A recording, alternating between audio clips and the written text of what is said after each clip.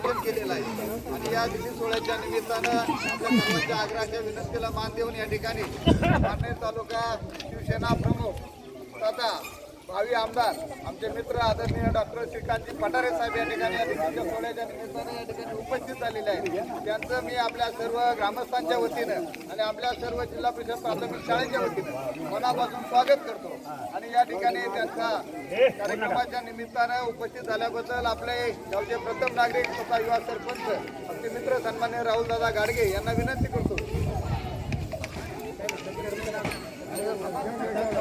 या ठिकाणी सन्माननीय राहुलदादा गाडगे या गावचे प्रथम नागरिक तथा सरपंच यांच्या हस्ते या ठिकाणी डॉक्टर साहेबांचा सन्मान करण्यात येत आहे. तसेच आमच्या शाळेचे उत्साही मुख्याध्यापक सन्माननीय आनंद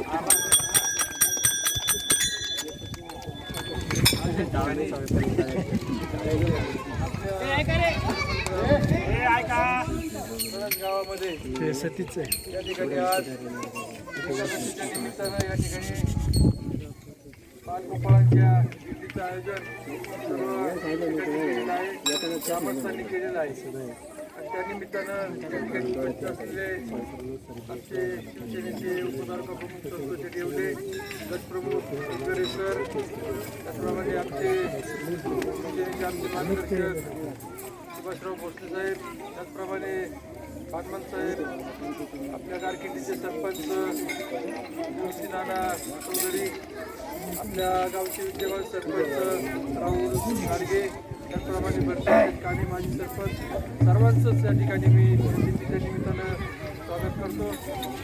तर पाहिजे गेलं तर अशा पद्धतीचे उपक्रम लहान मुलांच्या मनावर लहानपणापासूनच दिसतात.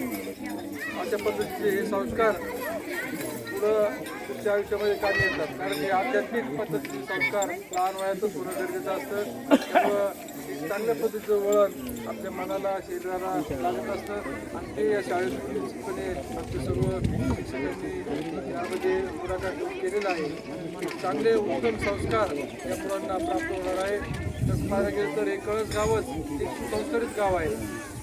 अतिशय चांगली लोक आहेत, माणुसकी असलेली लोक आहेत, दाखवणारे लोक आहेत. कुठल्याही कामात ते राजकारण आणत नाहीत.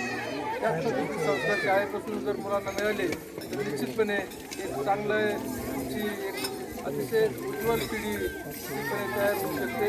म्हणून या ठिकाणी मी या सर्व उपक्रमास आमच्या सर्वांच्या वतीने शुभेच्छा देतो आणि सर्व शिक्षकांचे सर्वांचे या ठिकाणी आभार व्यक्त करतो आणि थांबतो.